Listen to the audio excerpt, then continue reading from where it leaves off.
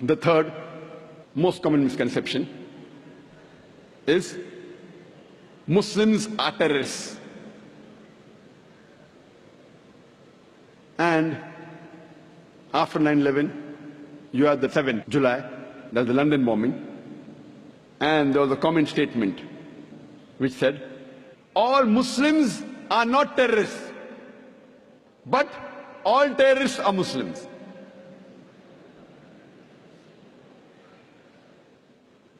And it was very common on the media, and that gave rise to a new lecture of mine, is terrorism a Muslim monopoly? Time does not permit me to speak in detail about is terrorism a Muslim monopoly, but you're most welcome to see on the Peace TV or on our website. We know from the media that many a time two different labels are given to the same individual for the same activity.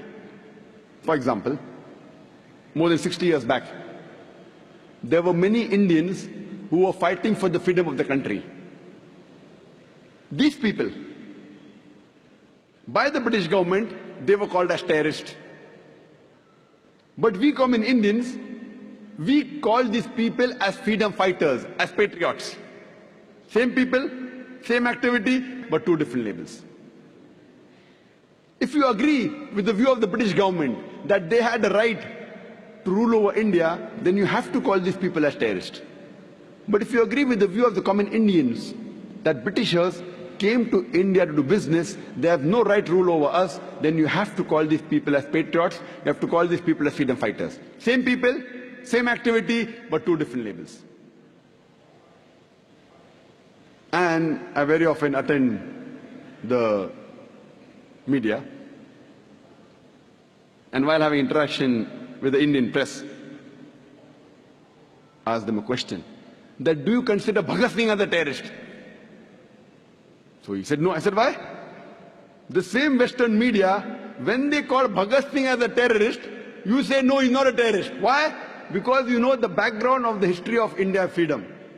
Even I consider Bhagat Singh as not to be a terrorist. But the same Western media, today, when they call Muslims terrorists, why do you agree? Have you done research? They start to laugh.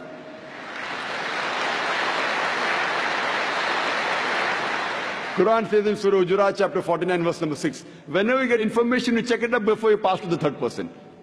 The point to be noted is that when the British government called Bhagat Singh a terrorist, we didn't agree. Now why do you agree with them? Why these double standards? And you have several such examples.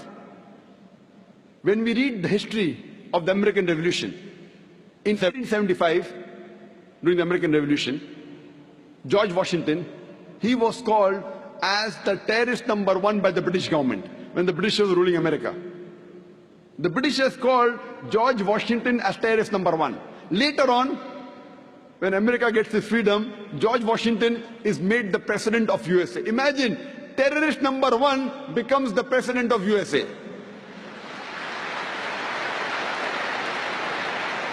And he happens to be the godfather of all the presidents to come, including George Bush. And you find several such examples, several. You have the example of Nelson Mandela. Nelson Mandela, several decades earlier, when South Africa was ruled by the white apartheid government, Nelson Mandela was arrested and was imprisoned in Robben Islands for more than 25 years.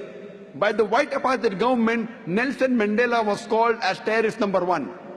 Later on, when South Africa gets its freedom and the white apartheid government is removed, Nelson Mandela is given freedom and he gets the Nobel Prize for Peace. Imagine, terrorist number one of the world gets the Nobel Prize for Peace. Not that he was bad and he became good. For the same activity for what he was called a terrorist, 30 years later, he gets the Nobel Prize for the same activity, Nobel Prize for Peace. So we realize whoever is in power, whatever label that person gives, that gets stuck on to that person.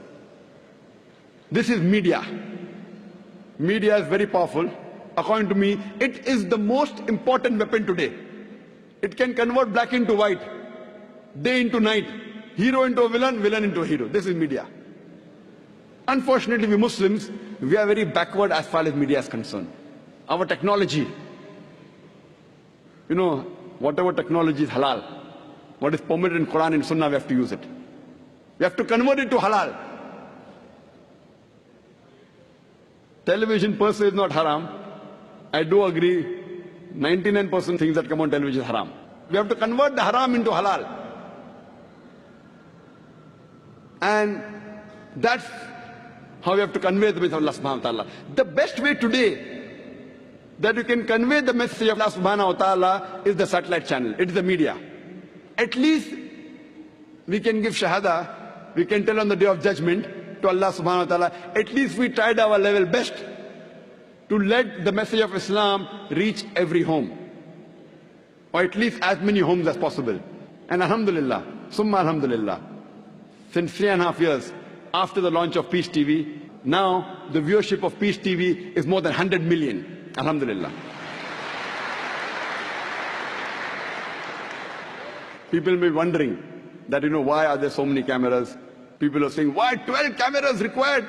One lecture, one man, 12 cameras. One man and 12 cameras. The television channels say, we only use 2 or 3 cameras. 12 cameras because we want to present Islam in a beautiful manner. When you have rock show, that time 12 cameras, no problem. When Dai gives a lecture, why only 2 cameras?